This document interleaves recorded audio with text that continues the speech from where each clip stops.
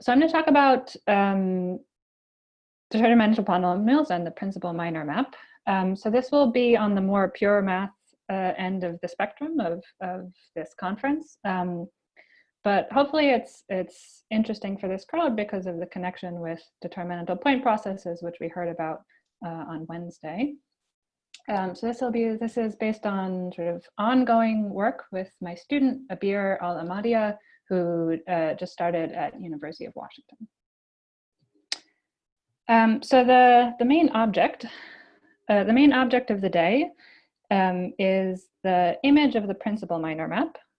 This is going to be a map that takes an n by n real symmetric matrix and just writes down the length 2 to the n vector of all of its principal minors. And so to every subset of 1 through n, I can pick out the minor of that matrix corresponding to, I take that collection of rows and that collection of columns, and then take the determinant of the resulting principal submatrix I get. I do this with all possible subsets of 1 through n and write down this vector. And so the goal for the day is to cut out the image of this map of the entire space of real symmetric matrices under this map using polynomial equations and inequalities.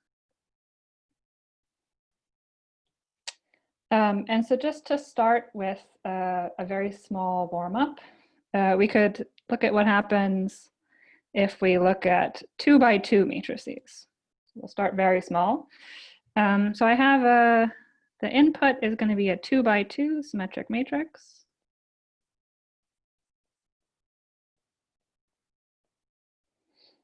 What I'm going to do is I'm going to send this to a vector of length 4 that records all of its principal minors. So the empty set, the singletons, and the full subset. And what is this going to be? I'm going to define the minor of corresponding to the empty subset as just 1. The principal 1 by 1 minors are just the diagonal elements, and then the element corresponding to the full subset is the determinant. So A1, A22 minus A12 squared. And if I'm handed a vector of length 4, I can ask when is it in the image of this map. So in this case, the image of this map is the set of vectors. So I always have 1 in the first coordinate, A1, A2, A12. And the only thing that I need is that the product of the 2 singletons is greater than or equal to the whole determinant.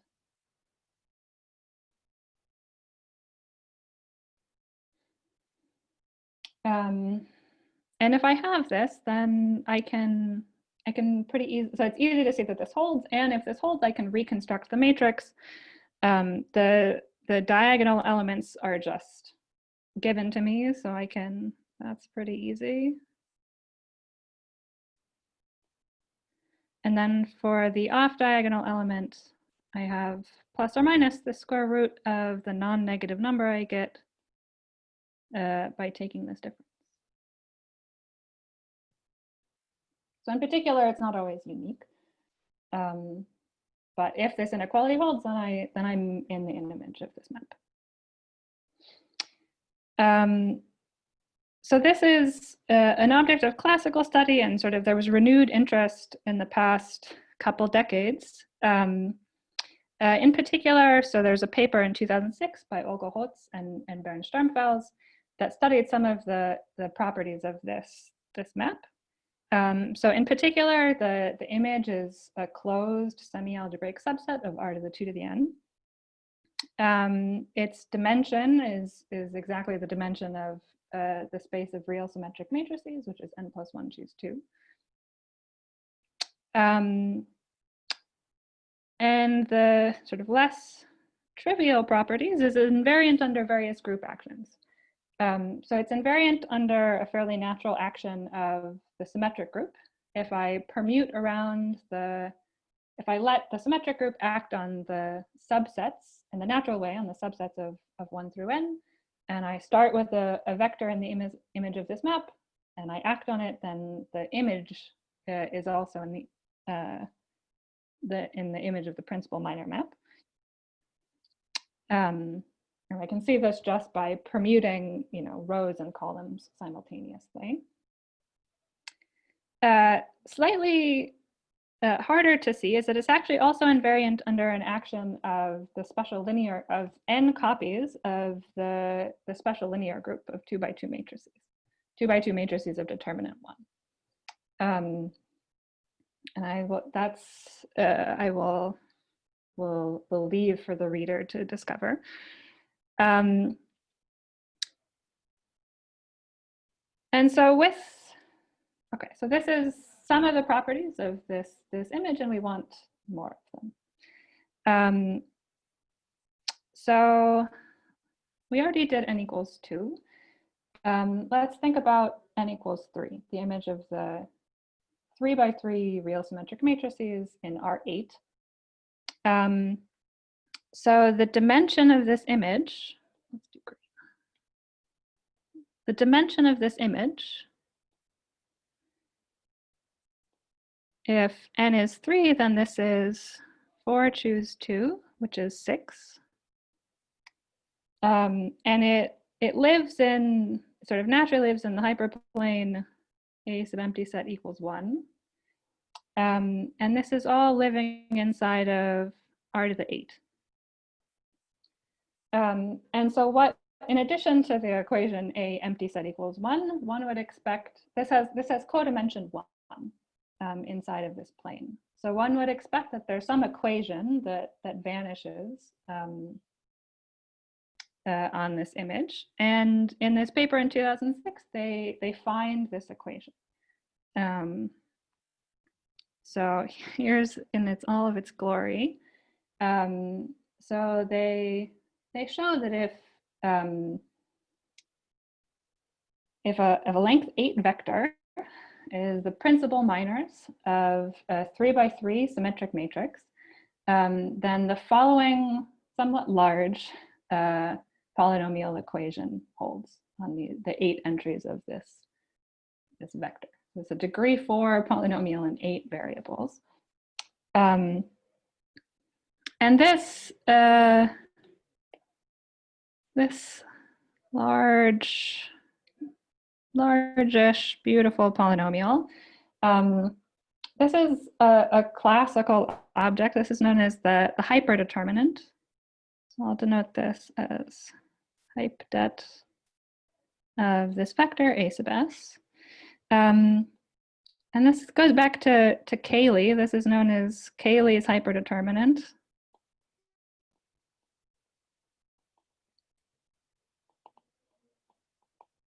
Of a 2 by 2 by 2 tensor.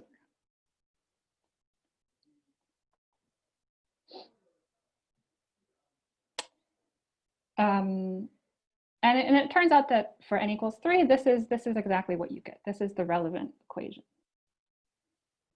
to test whether or not you have the principal minors of a 3 by 3 symmetric matrix. Now for higher n, what we can do is we have this equation and we can act under it using this group action. So we can start permuting 1 through n around, and we can also act by these n copies of the special linear group. These will act on this polynomial and give us not one, but many whole orbits worth of polynomial equations that have to hold. And in this paper, Bernd and Olga conjecture that these are sort of enough to characterize the image. And this was something that was proven some years later by Luc Oding in 2011. So he showed that over C, if you work over the complex numbers, then you have a length 2 to the n vector is in the image of this map at least up to scaling, if and only if it satisfies this hyperdeterminant equation and its image under sort of this full symmetry group of n copies of SL2 and the symmetric group. And it's just worth noting that if you want to, so if we like real matrices and we want to consider real matrices instead, if you know that your vector actually comes from some matrix, then you can just use these inequalities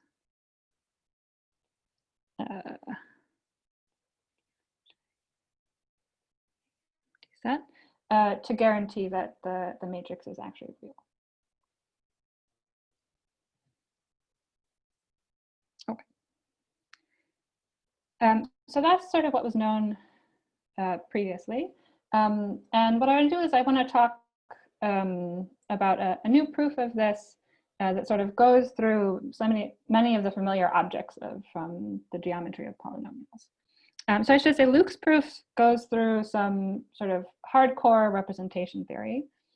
And so what I want to talk about now will be fairly elementary by comparison. With the benefit that it's also fairly explicit and hopefully can be useful if people want to derive sort of more facts about the image of this map.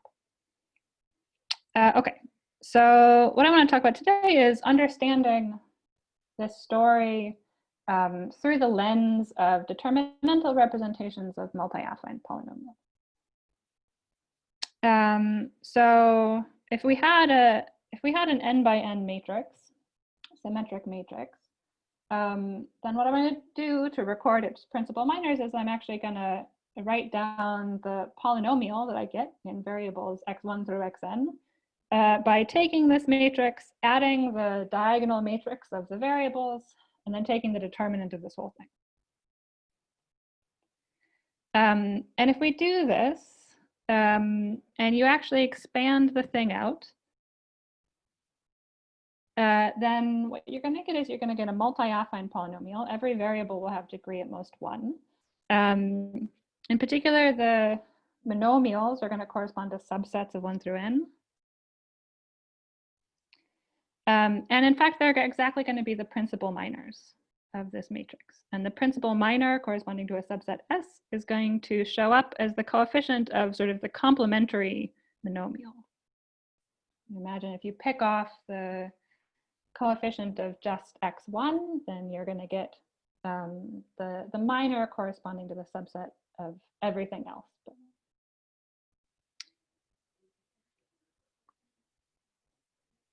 And again, just to do an example, n equals 2, so we're all on the same page. If I took the determinant of my 2 by 2 matrix with the diagonal of x's added,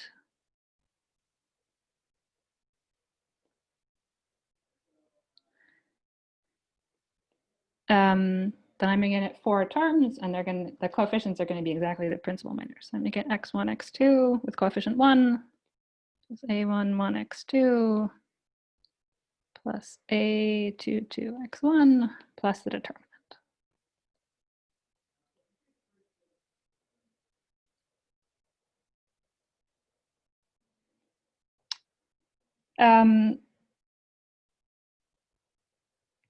And so in some sense, this question of characterizing the image of this principal minor map could be rephrased as characterizing what multi-affine polynomials that look like this come from determinants, can be written in this form.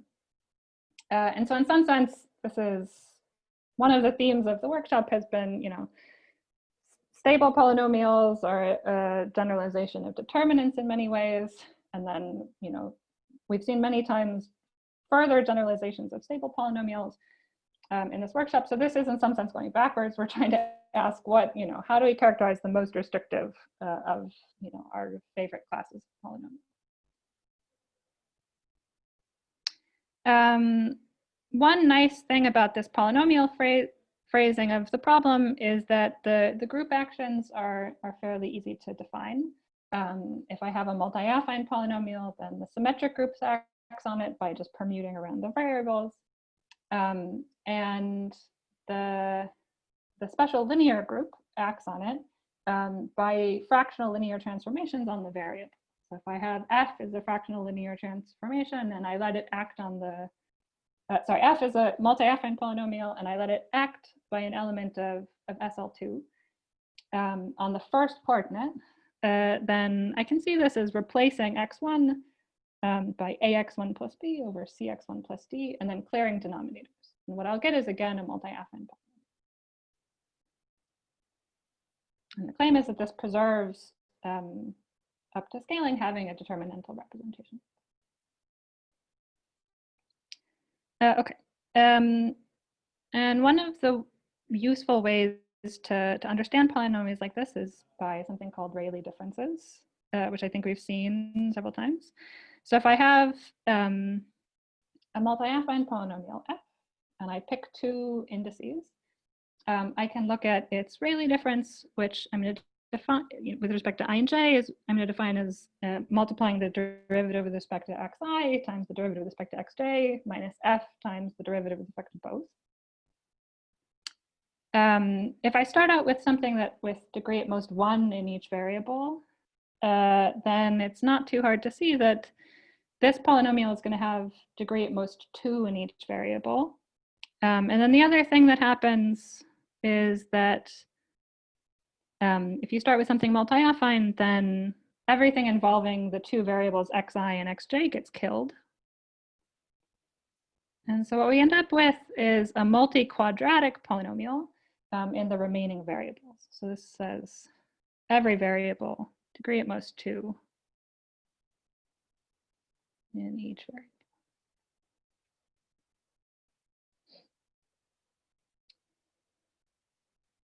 And just to be explicit, so for example, if we took f to be an elementary symmetric polynomial, a small elementary symmetric polynomial, and maybe we pick 1 and 2. So what do? Is we take the derivative with respect to x1, which is just x2 plus x3, multiply it by the derivative with respect to x2, which is x1 plus x3, subtract off f, which I won't rewrite, and times the derivative with respect to both, which is just 1. And you can check that this ends up being just x3 squared, the only term that survives. So degree 2 polynomial in the remaining 1 variable.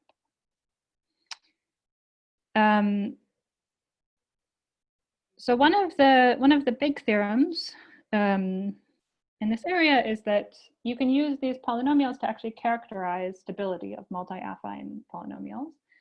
So Peter Brandin showed that you have a multi-affine polynomial is stable if and only if all of these polynomials are globally non-negative. In particular, this was useful for showing negative dependence if you want to evaluate at the point of all ones. So Mario Kumar, Daniel Plowman, and I had also looked at these polynomials in order to characterize when a multi-affine polynomial is determinantal. So in particular, if it's determinantal, then it's stable. And so what we showed back several years ago was that it's determinantal if and only if these Rayleigh differences are perfect squares in the polynomial ring. So some other polynomial squared. So in particular, this is an example. This elementary symmetric polynomial is an example of when this Rayleigh difference happens to be a square in the polynomial ring.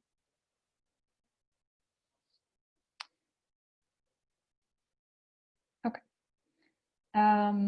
And just as an idea of why this is true, if you have a determinant, is actually a a really classical matrix inequality called Dodgson condensation. One of the many reasons to like this is Dodgson is Lewis Carroll, who wrote Alice in Wonderland. He showed the following equation on minors of a matrix.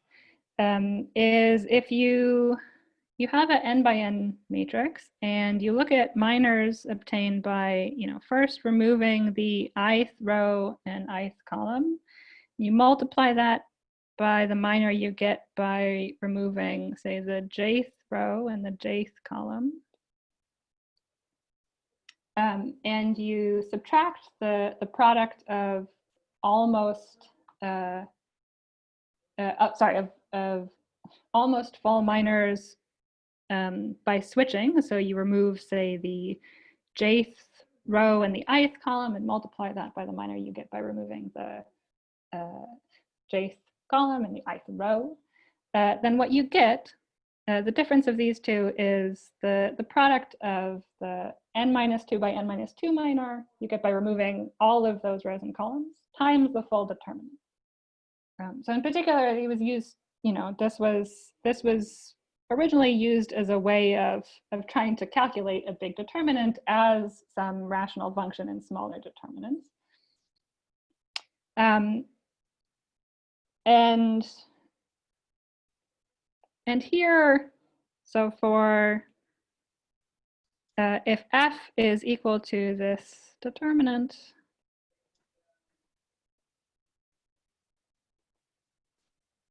Cynthia, this holds for any two matrices, this equality? So this is an equation on the minors of any given matrix. Any given, so the two has to be the same. Okay. Yeah. But not probably PSD. make more. Yeah. So the gray square is a given matrix, and then I'm taking the blue as I'm taking different minors of it. That is what the pictorial equation means. And it's true for any matrix. Yeah, and so in particular, what I want to do is plug in this matrix to this equation, and what you end up with is so one way of taking this minor where I remove the ith row and ith column is I look at the coefficient of x sub I, and so what I'm going to get is, if we actually write this out, is I get that this is the derivative of f with respect to x sub I. This one is the derivative of f with respect to x sub j. If I have a symmetric matrix, then whatever these two polynomials are, they're the same. So this is a square, something squared. And then what I get is the coefficient of f with respect to, the derivative of f with respect to both, and then an f itself. And so if you move this around, you get exactly that the Rayleigh difference is a square in the polynomial. Okay.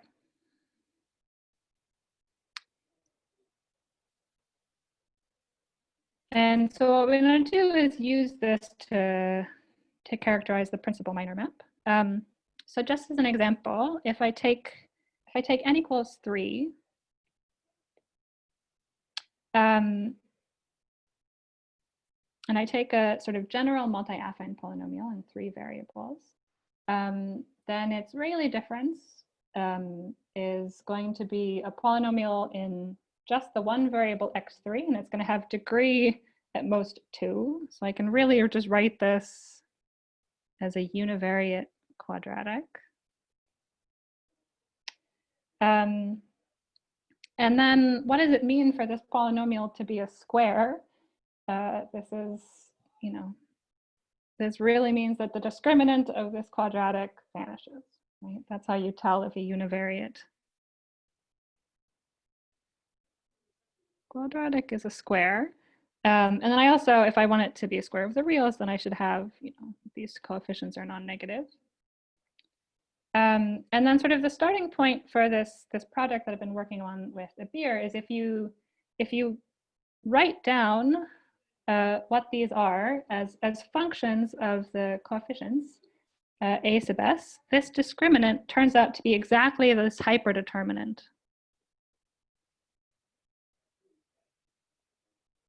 condition that we wrote down before. So if you expand it out, you get this giant polynomial that was in the box before. And these end up being sort of the nice inequalities that we had written down. And the C is something similar. And so using this and this theorem, and then what we can do is, in general, in order to sort of rederive Luke's result, we can look at this condition of if I have a polynomial, it has degree 2 in each variable, and I want to know if it's a square, a perfect square, then in fact, it's enough to test whether or not certain restrictions of it are a square, where I basically, so certainly if I have a polynomial and it's a square, I can restrict a bunch of variables to 0 and it's a square. And basically I wanted to do this while acting on it with this large symmetry group. I'm running out of time, so maybe I will gloss over the details on this. But this property of being a square is also has invariant under sort of this large group action. And so putting these two together, so putting this theorem together with the characterization that I've done with Mario and Daniel, it gives another way of seeing Luke's result, that you have that a vector of length 2 to the n is in the image of this map if and only if the hyperdeterminantal relations hold and certain in sort of natural inequalities hold. So in this sense, sort of the Rayleigh differences are very natural ways of seeing this. Let's see. One of the things that we're still that is still work in progress is to do this to characterize the image of other classes of matrices under the principal minor map. Hermitian is sort of, I think, the most natural for this crowd, but one could look at all sorts of other things. And then maybe I'll close with just, so I was preparing this talk for this crowd, I was trying to think of specific geometry of polynomial implications. And I can't say that this is super well thought through, but I thought I would share it anyway, is, so if we have these Rayleigh differences, you know, we pick two elements of our ground set. This Rayleigh difference is going to be quadratic in some third variable. And we could expand it out as such. If f is stable, so in particular, maybe if we have no negative coefficients, we think of this as a strongly Rayleigh distribution, then this quadratic polynomial has to be non-negative. And so in particular, b squared, the middle coefficient, you know, the square of the middle coefficient is bounded in terms of the other two. And if it's determinantal, if it comes from as a determinant like this, then there's actually like quality. It has to be a square. And so in particular, if we're looking at sort of measures of negative correlation, so in particular, if you take these Rayleigh differences and divide by, say, f squared and evaluate it all 1, then you get these nice differences, right? You get sort of the probability that I is in your set times the probability that J is in your set minus the probability that both is in your set. And in terms of this expansion up here, if we just plug in 1, what we get is we get a sum of these terms. I should say that, so in this case, this first term is the Rayleigh difference of the derivative. with respect to xk. And this last term is the Rayleigh difference of sort of its evaluation at 0. You can think of this as whether k is in your set or not in your set. And so one possible interpretation of this determinantal condition is that sort of given, if you fix the evaluations of a and c at x equals 1, so if you fix the Rayleigh differences of the derivative with respect to some variable and its restriction to 0, then this expression is maximized by determinantal polynomials when b is as large as it can be. This is sort of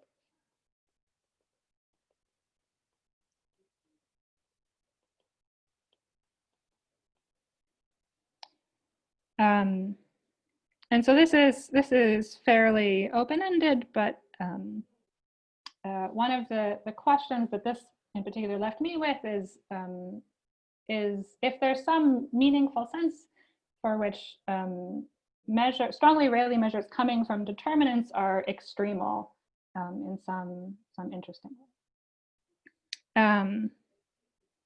I'll leave that as an open-ended question for the crowd. And so I think that will conclude what I have to say. Thanks for your attention.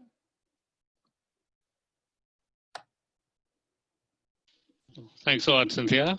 It's really nice. Any questions?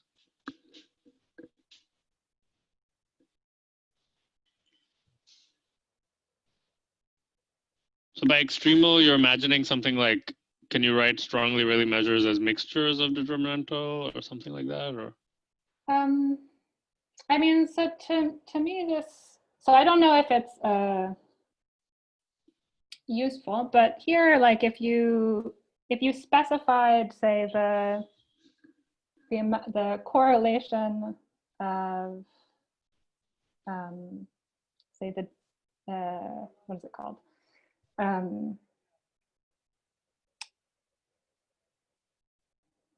So for example, if you condition on the fact that like k is in your set or out of your set, then you get these two polynomials, sort of the derivative and the restriction to 0. And if you were to specify the amount of negative correlation going on for both of those, then to me this equation suggests that determinantal ones sort of give you the maximal value of this difference. That's yeah. I phrased the question purposely vaguely because I wanted it to. You mean it maximizes I'm not entirely the sure negative? what I mean. You mean it maximizes the negative correlation? Is that? Yeah, the way that it should be. Yeah, it maximizes.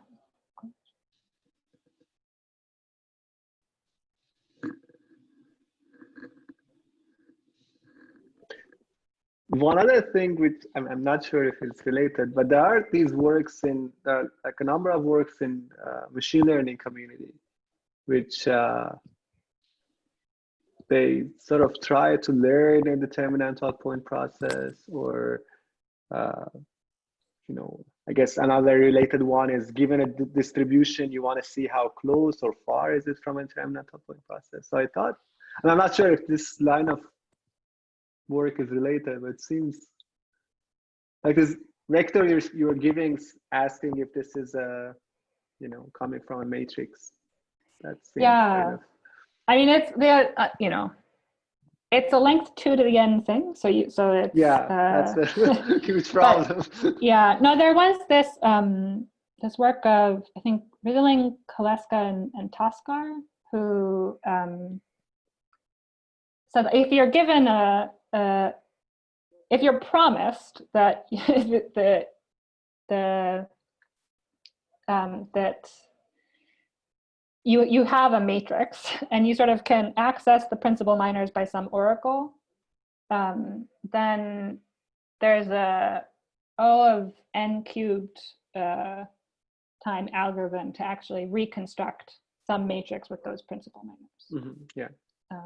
But you can't check. The thing is, actually that one I think is very simple. The thing is you can figure out the entries on the diagonal. And once you have that, like you said, you can just figure out any off-diagonal entry. So I think you just need n squared even many probes. You need the cubics because the off-diagonal, the signs of the off-diagonal entries are not independent. There's some constraints on what the The sign problem. Yeah, there was some sign problem. Yeah. So you need the cubic terms, but yeah, yeah, I think you can do it fairly. If you know that you have such a vector, I think you can do it fairly explicitly. But yeah, it was nice.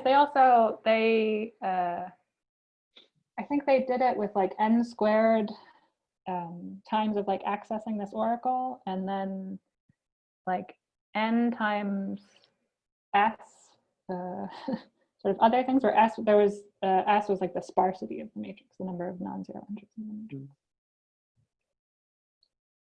This characterization of determinantal polynomials, is there any hope of extending it to like beyond multi-affine, like maybe degree 2 in each variable or something like that? I mean, this Rayleigh thing doesn't exist for that, right? It still does. So this, where'd it go?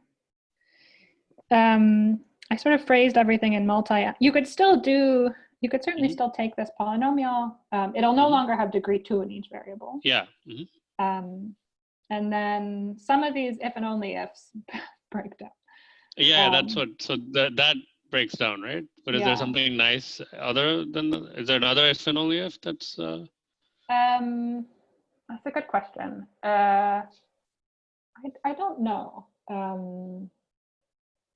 I think in general, the sorts of, I don't know. Mario here? Mario might know. Yeah, it would be interesting to try. We haven't sort of looked at it for things other than multi-affine. I think if you do it arbitrary, then it gets a little bit large. Like even now. Yeah, that's understandable. Isn't the forward direction of both of these true? At least for its stable. Yeah, forward. Yeah, absolutely. So the forward direction of both of these is true, and the proof, for the anyway, let's be careful. I don't know about the determinantal. Not I think the stable one. This one is for sure true. Yeah. Yeah, if you cross out multi-affine, then you just get an implication this way. But the other one, I don't know. So this, if you cross out this, then in this way, I think you have to. It's a sum of squares. Uh-huh. Ah,